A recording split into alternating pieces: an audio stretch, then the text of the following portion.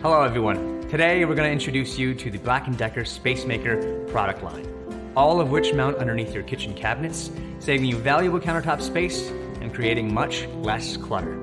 You can install by yourself, but it is much easier with a friend. To start, you'll need the following tools: tape measure, Phillips head screwdriver, 1/32 and 1/4 inch drill bits, pencil for marking, tape, electric drill, and safety glasses. So let's get started. Each product comes with its own mounting parts and step-by-step instructions. If you have any questions, you can always refer to the instruction manual anytime. These appliances are recommended for flat-bottom cabinets. If the cabinet has a lip or overhangs, this is where you would bring out the plastic spacers or use a piece of wood that's flush with the edge. Tape the paper template into place. Choose a good spot within reach of electrical outlets. Once you've started drilling, drill straight, not at an angle. Start with the 1/32 inch bit to create a pilot hole. This helps guide the 1/4 inch bit and creates a better finish.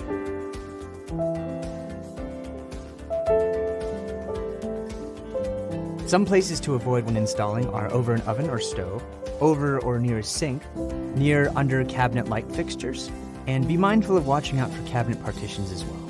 After drilling 4 holes, remove the paper template and brush off the debris.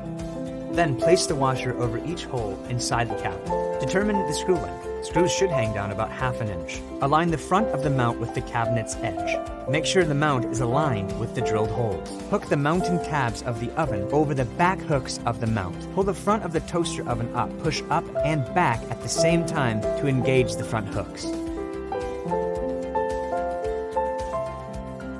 There are 7 toast shade settings, a power light, 30-minute timer, pull-out crumb tray, and the oven fits 9-inch pizzas or 4 slices of bread.